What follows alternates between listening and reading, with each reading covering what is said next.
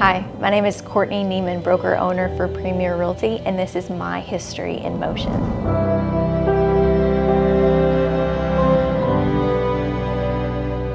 When I first got my realtor's license, I was like, I want to help people on the side. It's something I want to do, and I was part-time at first for about a year. But when I realized that it was truly helping people and the success and the road and the journey to get to the closing table was so rewarding, that's when I knew, like, this is me. This is it. So then I did go into it full time. You have to be a realtor for 4 years before you can get your broker's license. And whenever it was time for that, I did just jump into Premier, and it has absolutely exploded. A year and a half ago, crazy or not, I hired an assistant a year and a half ago, and I thought I was cool.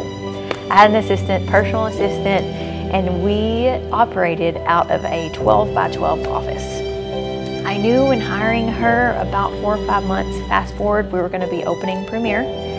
And my mom's also a realtor as well, and I thought, it'll be, me and my mom, maybe another realtor, and Shelby, my assistant. Fast forward a year and a half, we now have 19 individual agents, 3 buyer's agents, and 3 administrative team members.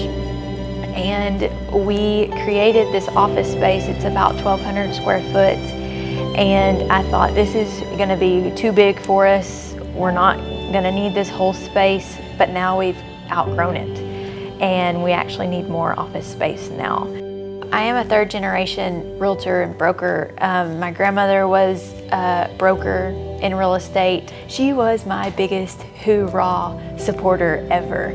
She, I would come in and say, I got to execute a contract, or I had a closing, and she would light up just like it was my first one. Whether it was my 50th one or my first one, she would light up and just say yay. And I mean, she was the best. Technology changes, but at the end of the day, like, the end goal and how to get there, mentally and talking to your client, it still has the same concept. And talking about negotiation, I mean, people's feelings get in the middle of it and they become rational, but she would always just say, talk to them, calm them down, just tell them you're there to help. My mom used to talk about whenever they were little, she would say, my grandmother would say to my mom, hey, do y'all want to go for a ride in the car? And my mom would say, we all knew what that meant. We're going to go look at a house or drive by a house.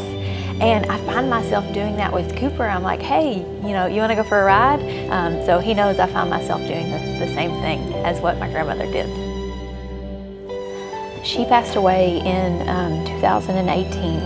It was right when we had just moved into our current office building. A couple days before she passed away, she bought me some office furniture. And so it's really important to me that her legacy lives on. And she was my hoorah group, and I want to be hoorahs for others just like she was mine for me.